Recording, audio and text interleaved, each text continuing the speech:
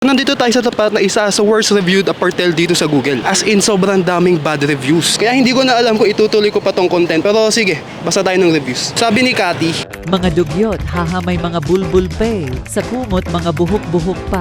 Pinaka-worst filthy in, pati fossil ng banyo sira. Kadiri kayo, 1 star. yak! Sana hindi ako makakita ng Sabi naman ni William, Very dugyot ang place. Ang layo ng itsura sa pic. Very bad experience. Don't try here. 1 star. dugyot din naman ako. Guys, dito ako natakot. Ang sabi ni Sheiner, Tulungan nyo naman yung aircon. Kahit papano umiiyak na eh. 2 star. based dito sa nabasa ko so far, mukhang hindi ako mag-enjoy guys. Additional ko lang guys, kumain pala ako sa tabi na itong apartel. So sobrang puno na yung tiyan ko, nadjejebs na ako. So, tignan natin kung gaano sila kabilis mag-asikaso ng tao. May ba? Mga ano ko? So, pangilan ko ako sa naging? Okay. So, hintayin ko na lang siguro. Inform mo na lang. Pwede ba yun? Thank you.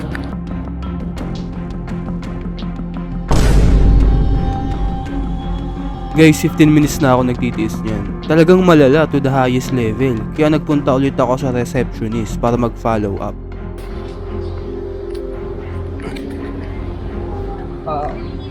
Alinisan pa.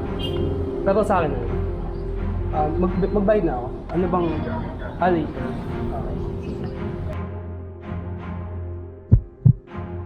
Guys, 28 minutes na ang paghihintay. Sobrang bagal ko na maglakad niyan. Kasi baka biglang lumabas or mahulog.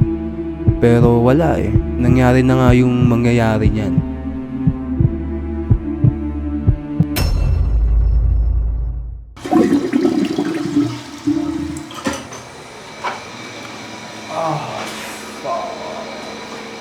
Woo!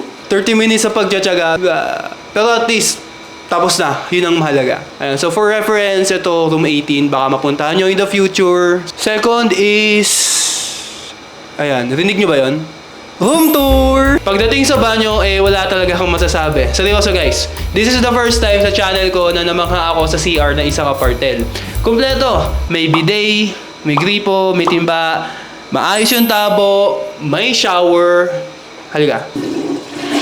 Diba? So gumagana yung flash, presentable yung bowl, and yeah, malinis yung tiles actually guys. So, ilalagay ko dito yung picture na makikita nyo sa Google and clip. Ito ngayon, yung pinapakita ko yung mga clip na nagpapakita ko ano talaga yung itsura nung kwarto. Ayan, kita? Ayan, sige, tingin ko it's time to investigate kung totoo nga na may mga o buhok dito sa kama.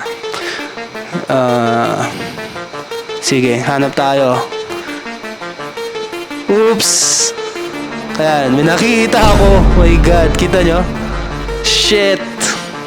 Ayan.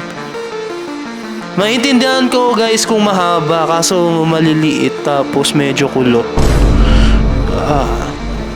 So yeah, I think tama yung sinabi ng isang reviewer na may mga buhok nga rito. But of course, hindi tayo pwede umalis sa kama na wala tayong ginagawang ipis reveal.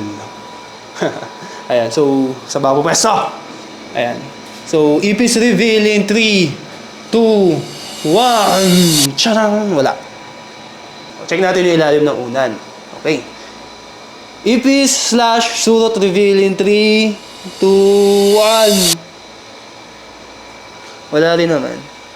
Ayan. So, pasado yung kama for me, except dito nga sa mga buhok na hindi ko talaga kaya. Isang bagay din pala dito, walang bintana. Yes guys, walang bintana. So,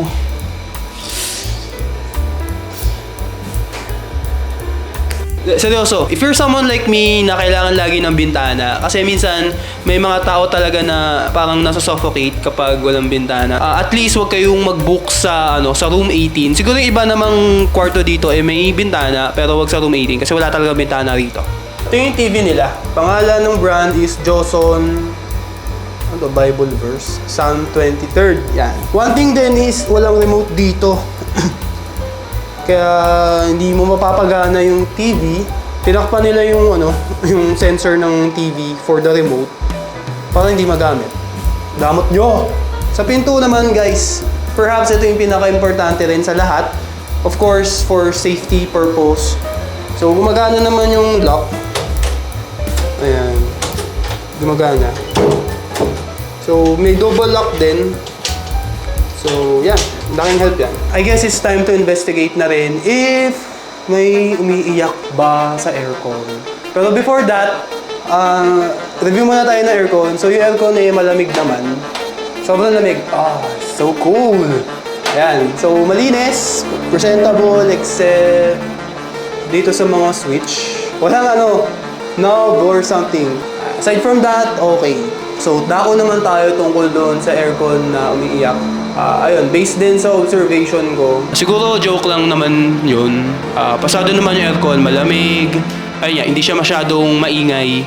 Normal lang for an aircon. So, yeah, pasado siya. Ayun guys, good thing na tapos na ako sa pag-review ng kwarto. So, I think pwede na ako magpahinga kasi maaga pa yung lakad ko bukas. May pasok ako sa trabaho. So, yeah, good night. Hindi ko talaga kaya. Hindi ko kaya matulog dito, guys.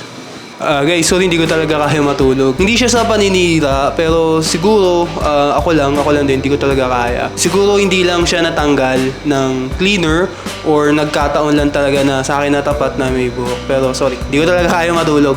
So, mangyayari uuwi na lang ako. So, ito yung bag. Mag-early out na lang ako. Yung, di talaga kaya. Ang gastos ko pala rito 580 pesos and that is for 8 hours.